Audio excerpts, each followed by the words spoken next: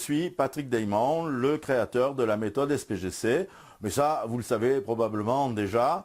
Dans une série de 4 vidéos, dont celle-ci est la première, je vais vous expliquer pourquoi votre expertise ne suffit pas pour développer une activité indépendante, réellement gratifiante et rémunératrice, et comment vous y prendre pour y parvenir.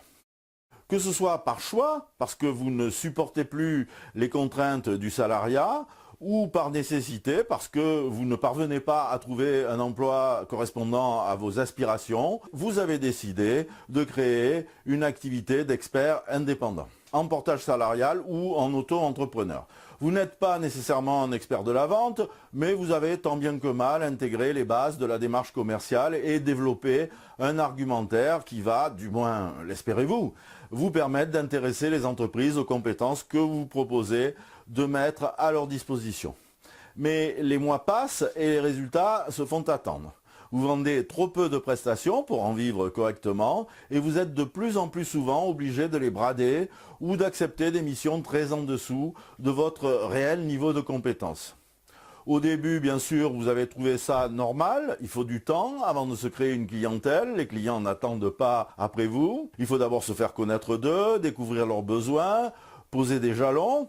Puis, il faut parfois attendre de longs mois avant qu'ils vous recontactent parce qu'ils ont un besoin en rapport avec vos compétences. Et puis, on n'est pas tout seul sur le marché. Alors, la solution, c'est de faire du réseautage, de rencontrer beaucoup de monde, de se faire prescrire dans la mesure du possible et de capitaliser sur les premiers clients. Mais ça ne permet pas toujours de générer un chiffre suffisant, malgré l'emploi du temps éreintant que vous vous imposez pour ne manquer aucun des événements où vous risquez de pouvoir rencontrer des prescripteurs ou des clients potentiels. Et si les choses ne s'améliorent pas, ou s'améliorent trop lentement au fil des mois, vous finissez par vous poser des questions. Suis-je bien fait pour ce genre d'activité ? Comment se fait-il que je n'arrive pas à vendre mes prestations alors que je suis convaincu de pouvoir répondre efficacement aux besoins de mes prospects ? Pourquoi choisissent-ils des concurrents souvent moins qualifiés que moi pour traiter leurs problématiques ? Suis-je trop cher ? Bref, vous demandez ce qui cloche dans votre offre ou dans votre façon de la vendre. La nécessité de trouver rapidement une réponse à ces questions devient vitale car vos revenus ne vous permettent plus de vivre comme vous l'entendez, de faire face à vos charges ou d'assurer à vos proches le train de vie auquel vous les aviez habitués. Vous passez le plus clair de votre temps à essayer d'obtenir des rendez-vous, mais le peu de succès de vos démarches rend cette obligation de plus en plus pénible. Vous finissez par ne plus y croire vraiment et du même coup vous devenez encore moins convaincant. Quand vous devez relancer des propositions, vous avez du mal à vous y mettre. Votre téléphone semble peser 1 tonne, vous n'osez pas appeler de peur d'entendre la réponse qu'on vous fait presque à chaque fois. Oui, j'ai toujours votre proposition sous le coude, mais ça n'est pas mûr pour l'instant, nous n'avons pas le temps, nous avons des urgences prioritaires. Rappelez-moi dans quelques semaines ou dans quelques mois, les choses auront peut-être évolué. Je ne sais pas si cela vous arrive, mais en ce qui me concerne, j'ai trop vécu ce genre de scénario pour avoir envie de le revivre. C'est pourquoi il y a belle lurette que je ne me positionne plus sur les demandes émanant de clients que je ne connais pas. Et que je préfère de loin susciter une demande en me penchant sur les problématiques ou sur les projets de mes clients potentiels avant même qu'ils ne les aient identifiés ou qu'ils aient décidé de les exploiter. Car en plus d'être payante, cette démarche est beaucoup plus gratifiante. Elle ne nécessite pas de faire 4, 5, voire 10 propositions pour décrocher une commande. Et le fait de susciter des demandes d'intervention dans plus d'un cas sur 3 sans vous être positionné en vendeur est nettement plus agréable que d'essuyer des refus ou de devoir courir après les clients pour obtenir une réponse, malheureusement très souvent négative, qu'ils ne vous font pas spontanément. Car le problème d'une démarche commerciale traditionnelle est de vous obliger à relancer en permanence des clients qui, faute d'oser vous dire non, vous font lanterner sans jamais passer commande. Quand vous êtes dans cette situation, vous finissez par vous dire que vous êtes fourvoyé, que la concurrence est décidément trop dure, que vous n'êtes pas fait pour ce genre d'activité, et vous envisagez alors de vous rabattre sur un plan B, plus ou moins construit et plus ou moins réfléchi. Lequel plan B peut consister à vous remettre à chercher un emploi en répondant aux offres d'emploi, à devenir sous-traitant d'entreprise qui vous paye au lance-pierre, ou pire encore, à investir une petite fortune pour devenir franchisé d'une de ces nombreuses sociétés qui prospèrent actuellement en vous faisant miroiter la perspective d'une activité fructueuse, qui ne l'est en fait bien souvent que pour elle-même. Ces solutions de rechange ne sont que rarement satisfaisantes et dans bien des cas, elles ne font que vous enfoncer un peu plus vite et un peu plus profondément dans les difficultés et dans le doute. Votre entourage vous reproche vos choix, ou pire encore, vous plaint de devoir ainsi travailler d'arrache-pied pour un revenu aussi peu satisfaisant. Et vous avez beaucoup de mal à accepter ce que vous considérez comme des critiques, alors que vous vous débattez comme un beau diable pour sortir d'une situation dont vous ne voyez pas vraiment l'issue. Plutôt que de jeter le bébé avec l'eau du bain et de vous rabattre sur un plan B, probablement catastrophique, le moment est venu pour vous de vous poser et de réfléchir. Car vous n'avez rien à gagner à laisser la peur vous orienter vers de mauvaises solutions qui ne pourraient que rendre votre situation encore plus difficile. Dans cette courte série de 4 vidéos entièrement gratuites, je vais vous expliquer dans le détail les raisons des difficultés que je viens brièvement de vous exposer et je vais aussi vous expliquer comment la méthode SPGC vous permet de les surmonter pour rendre votre activité indépendante réellement gratifiante et rémunératrice. Ces vidéos constituent une véritable formation à la méthode SPGC pour les indépendants. Après les avoir visionnées, je vous fais la promesse que vous aurez oublié toutes les craintes et les incertitudes que vous éprouvez aujourd'hui et que vous appartiendrez à la minorité d'experts indépendants dont la réussite fait des envieux. Mais en premier lieu, il convient que je vous explique pourquoi et comment j'en suis arrivé à créer cette approche originale que constitue la méthode SPGC en version indépendante. Car les difficultés que je viens de vous décrire, je les ai moi-même éprouvées pendant de longues années. Lorsque jeune diplômé dans les années 70, j'ai commencé à chercher un emploi, je me suis vite rendu compte que je n'avais pas l'échine assez souple pour supporter la façon dont les entreprises se comportaient envers les candidats, ce qui laissait mal augurer des rapports qu'elles pouvaient avoir avec leurs collaborateurs. J'ai donc décidé de devenir mon propre patron dès cette époque et je n'ai quasiment jamais été salarié si ce n'est de mes propres entreprises. Mes premières armes, je les ai fait en freelance. À l'époque, le portage salarial ou le statut d'auto-entrepreneur n'existait pas. Mais il était possible d'exercer en libéral, ce que j'ai fait pendant quelques années, avant de passer à la vitesse supérieure et de créer une puis plusieurs entreprises employant du personnel. Lorsque j'ai commencé mon activité libérale, alors que je n'avais aucune expérience et guère plus de capacité commerciale, je peux vous dire que j'ai pas mal ramé pour des résultats qui étaient loin de me satisfaire. Pour tout bagage et pour tout argument, je n'avais que mes diplômes. Je suis diplômé de Sciences Po Bordeaux et titulaire d'une maîtrise de sciences économiques. Et les seuls débouchés que je trouvais, sans trop de difficultés, étaient de travailler en sous-traitance pour des organismes de conseil et de formation. Cela m'épargnait d'avoir à vendre mes prestations au client final, mais m'obligeait à pratiquer des tarifs trop bas et générer une activité assez irrégulière au gré des besoins des organismes pour lesquels je travaillais. Quelques années plus tard, j'ai créé ma première société. J'avais trouvé une sorte de filon qui me permettait de monter en puissance et d'employer du personnel. J'ai eu jusqu'à 12 salariés dans ma première société. Nous organisions des stages financés à l'époque par la NPE qui comportaient à parts égales des formations métiers et un accompagnement à la recherche d'emploi.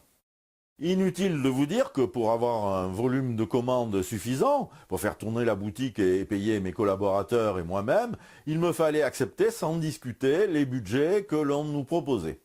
Bien évidemment, mes revenus s'en ressentaient et ils étaient beaucoup plus faibles que ceux auxquels j'aurais pu prétendre en tant que salarié d'une grande entreprise. Mais la liberté que donne le fait d'être son propre patron compensait à mes yeux la relative modestie de mes revenus, dont je n'avais d'ailleurs pas vraiment conscience, l'argent n'étant pas mon moteur principal. En fait, je n'ai réalisé que mon investissement personnel n'était pas rémunéré à sa juste valeur que quelques années plus tard. Lorsque, par les hasards de l'existence, j'ai rencontré Bernard Paoli, le fondateur dirigeant du groupe BPI, qui s'est gentiment foutu de moi quand je lui ai indiqué ce que je gagnais. Il m'a proposé de racheter ma société, non pas parce qu'elle l'intéressait, mais dans le seul but de la fermer et de me rendre disponible pour créer la filiale du groupe BPI sur le quart sud-ouest de la France. Bernard Paoli avait créé BPI quelques années plus tôt, 3 ou 4 ans si mes souvenirs sont exacts, mais sa société générait déjà un chiffre d'affaires de 120 millions de francs, à peu près 18 millions d'euros, avec un résultat net de l'ordre de 25%, ce qui est énorme, hein. Et il bénéficiait évidemment de revenus personnels qui avaient de quoi me faire rêver. Et ce n'est qu'à ce moment-là, grâce à lui, que j'ai compris pourquoi, dans mes précédentes activités, je ne parvenais pas à générer un revenu réellement en rapport avec mon investissement. Je ne vendais que mes savoir-faire, et ceux de mon entreprise, en m'adressant aux clients qui exprimaient des besoins auxquels ces savoir-faire me permettaient de répondre. J'étais évidemment en concurrence frontale avec de nombreux compétiteurs et je ne décrochais suffisamment de marché qu'en vendant mes prestations au prix auquel on voulait bien me les acheter. C'est-à-dire pas assez cher pour me permettre de faire réellement du profit. La grande leçon que j'ai eu la chance de recevoir de Bernard Paoli, je lui en serai toujours reconnaissant, a été la suivante. On ne peut pas développer un business profitable si on ne se différencie pas de ses concurrents. Et dans les services notamment, le plus sûr moyen de se différencier est de vendre non pas des prestations ou des savoir-faire banalisés, mais une création de valeur inédite pour ses clients. Avant de créer son entreprise, Bernard Paoli, qui était polytechnicien, travaillait dans un grand cabinet de conseil en restructuration industrielle. Son métier était d'optimiser les portefeuilles d'activités et les performances des grandes entreprises, dont bon nombre de sociétés du CAC 40. Pour faire simple, m'avait-il dit un jour, son job consistait à mettre en place des plans de restructuration qui se traduisaient invariablement par des licenciements, des réductions d'effectifs. Il avait alors compris quels étaient les enjeux des dirigeants des grandes entreprises pour lesquelles il travaillait et s'en était servi pour construire une offre originale. L'annonce d'un plan social se traduit très souvent par des grèves orchestrées par les syndicats qui, si elles durent trop longtemps, ont un coût très élevé. Une grève chez Air France, chez Saft ou chez IBM, ou équivalent, se chiffre très vite en dizaines de millions d'euros. Et Bernard Paoli fournissait aux dirigeants de ces entreprises un moyen très intelligent de l'éviter en leur permettant de trouver un terrain d'entente avec les syndicats. Il proposait d'apporter aux salariés licenciés des prestations de reclassement de très haut de gamme, incluant une garantie de résultat, qui permettait aux dirigeants des entreprises de faire le deal suivant avec les syndicats. Vous vous engagez à limiter au strict minimum les mouvements sociaux et en contrepartie, nous dépensons sans compter pour assurer le reclassement des salariés licenciés dans les meilleures conditions. Les syndicats pouvaient ainsi se prévaloir d'avoir fait leur travail et obtenu des contreparties.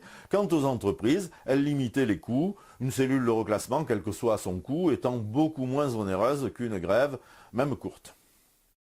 BPI ne vendait pas du reclassement, mais de la paix sociale en quelque sorte, et tout le monde y trouvait son compte. Je ne sais pas si vous allez me croire, mais il arrivait même que certaines entreprises nous demandent de majorer nos coûts, pourtant déjà très élevés, pour mieux convaincre les syndicats de ne pas faire de vagues. Même si cela peut vous paraître un calcul un peu cynique en l'occurrence, c'est un exemple tout à fait probant de ce que signifie la différenciation par la création de valeur. Le coût de nos prestations devait être le plus élevé possible pour justifier la neutralité des partenaires sociaux.